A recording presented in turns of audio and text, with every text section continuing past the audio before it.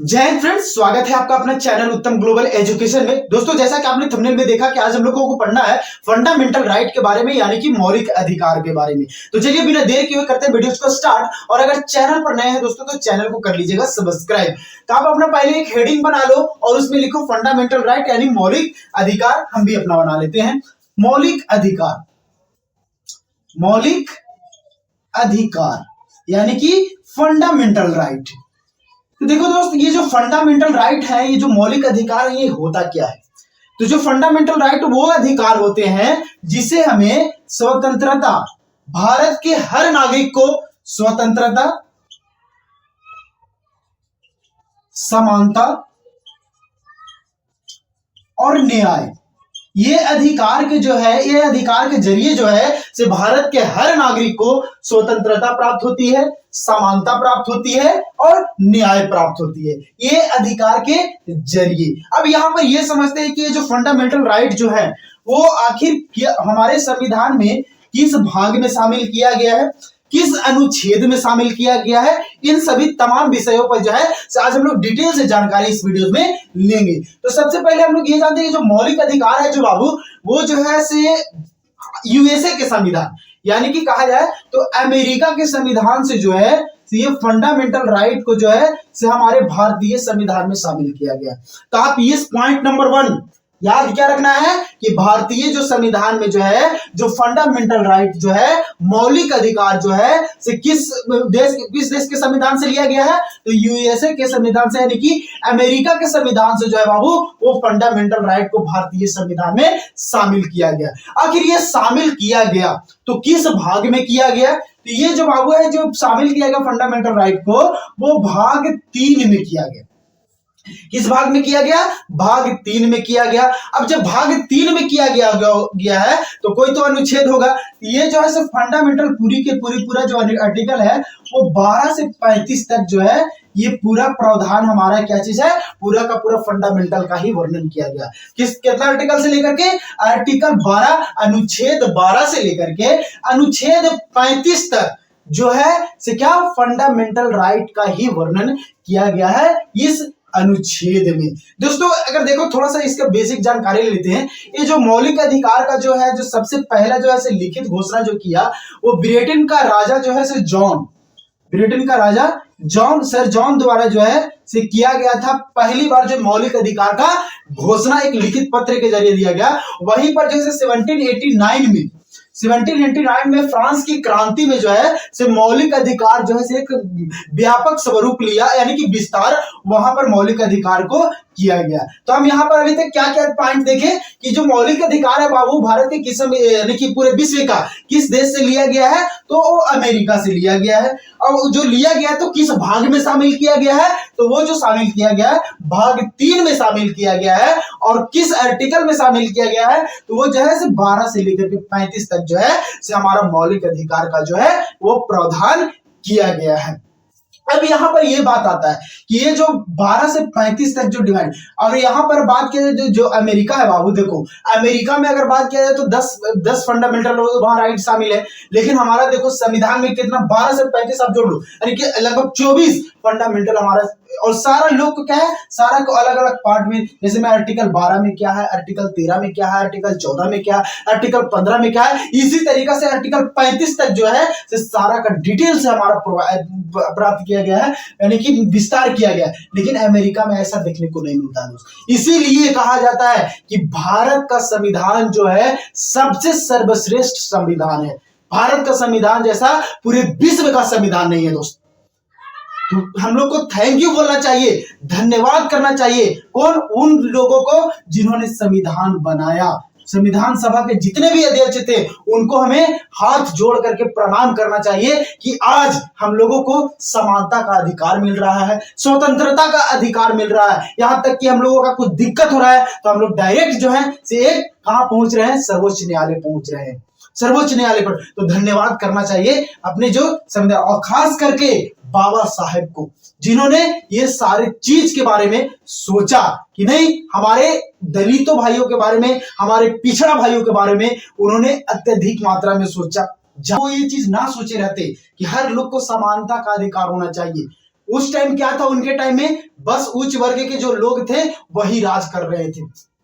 निम्न वर्ग के जो लोग थे, निचले वर्ग के जो लोग थे, उनको दबा करके रखा जा रहा था।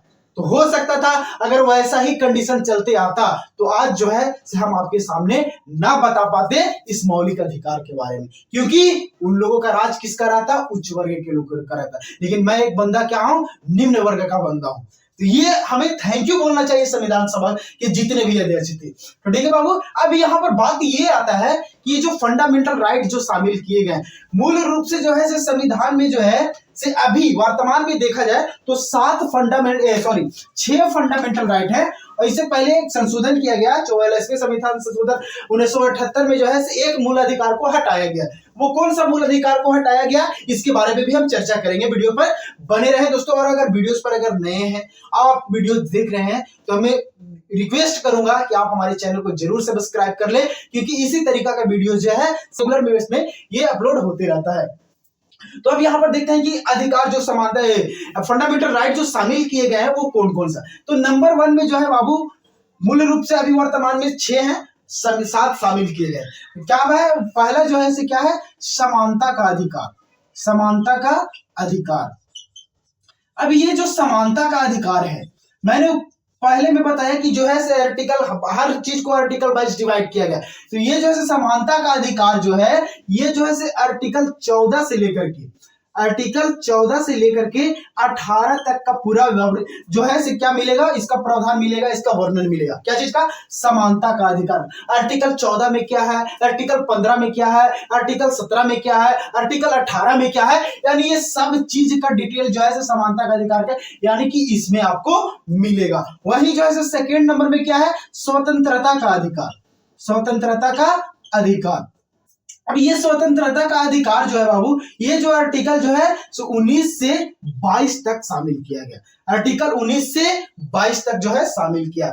वहीं पर जो है तीसरा में है शोषण के विरुद्ध अधिकार। शोषण के विरुद्ध अधिकार, ये जो है आर्टिकल जो है वो किस में शामिल किया गया, ये जो आर्टिकल जो है 23 से 24, ये 2 आर्टिकल में शामिल किया। 23 और 24 में जो है सो आपको मिलेगा क्या चीज, शोषण के विरुद्ध अधिकार। वही जो है सो 4 नंबर में जो है ये जो है धार्मिक स्वतंत्रता का अधिकार। धर्म को प्रचार, धार्मिक स्वतंत्रता का अधिकार जो है, ये जो है बाबू स्वतंत्रता ना, स्वतंत्रता।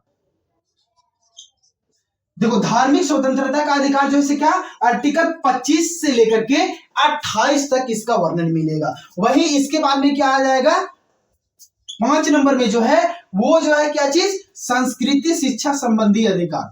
संस्कृति शिक्षा संबंधी अधिकार।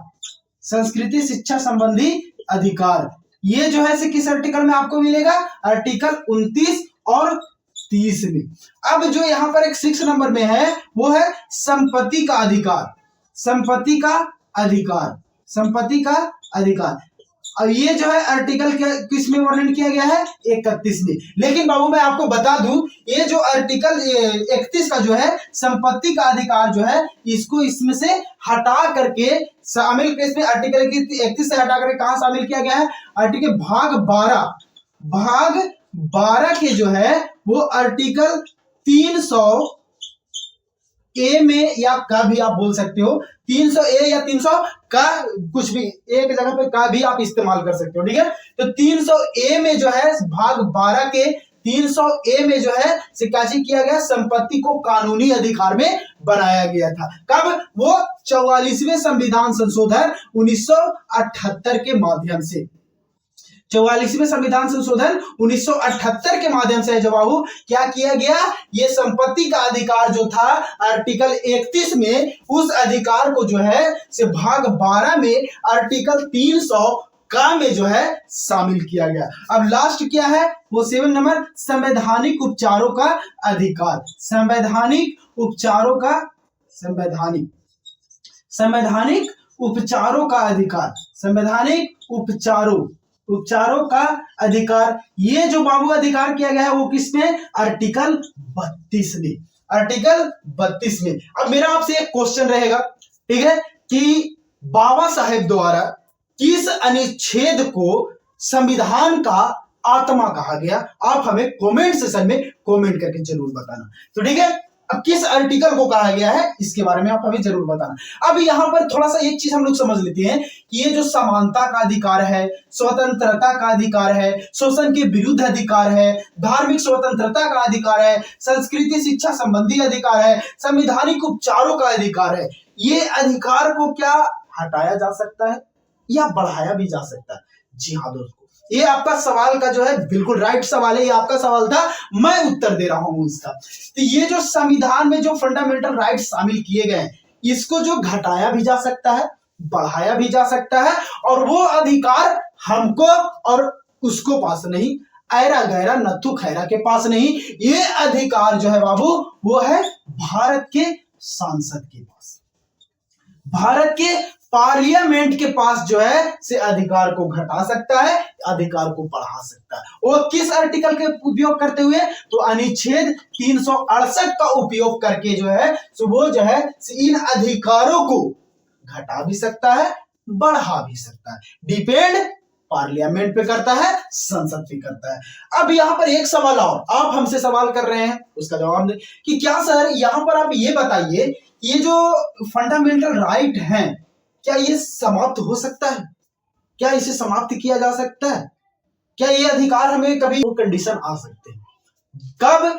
जब देश में राष्ट्रीय आपातकाल लग जाए, या तो फिर राज्य में राष्ट्रीय आपातकाल लग जाए, राष्ट्रीय आपातकाल लग जाए तो वो जो है उस समय जो है से राष्ट्रपति जो है घोषणा करे। अब राष्ट्रीय आपातकाल का प्रावधान किस में आर्टिकल में गया है? तो 352 में, 352 में जो है से राष्ट्रीय आपातकाल का प्रावधान किया गया है। अब उस आर्टिकल में जो है इसमें तो प्रावधान किया गया है, लेकिन जो राष्ट्रपति है वो आर्टिकल 359 का प्रयोग करते हुए जो है से क्या करेगा?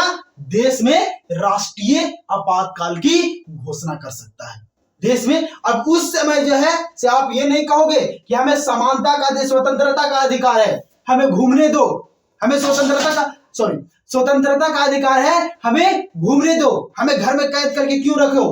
अगर उस समय वर्ल्ड वॉर चल रहा हो, देश पर दुश्मनों का आक्रमण चल रहा हो, और उस टाइम आप कर रहे हैं कि हमें आजादी दो, हमें स्वतंत्रता दो, हमें आर्टिकल ये 14 बोलता है स्वतंत्रता, आर्टिकल 19 बोलता है स्वतंत्रता का अधिकार है, या आर्टिकल 21 बोलता है जीवन जीने का अधिकार है। इस टाइम में वो जो है ये अधिकार को जो है, अब जीवन जीने का अधिकार, हाँ एक बात यहाँ पे आया कि ये आर्टिकल 21 को जो है वो जो है से समाप्त नहीं किया जाएगा, क्योंकि जीवन जीने का अधिकार है। अब जीवन जीने का अधिकार है तो वो यहाँ पर ये नहीं बोलेंगे कि सारा आर्टिकल समाप्त कर दिया, अब जी तू नहीं सकता, तू जल्दी मर, तो ऐसा नहीं हो सकता है।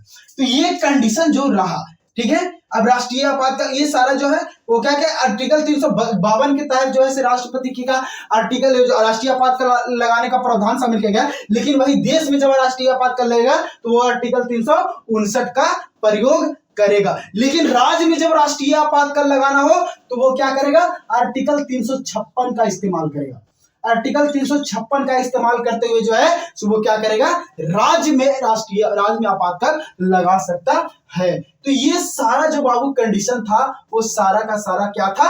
फंडामेंटल राइट के बारे में था। तो अभी हम लोग क्या करेंगे? अब हम लोग जो है एक एक से डिटेल में एक एक लोग से जानेंगे, एक एक तरीके से जानेंगे कि समानता का अधिकार क्या है।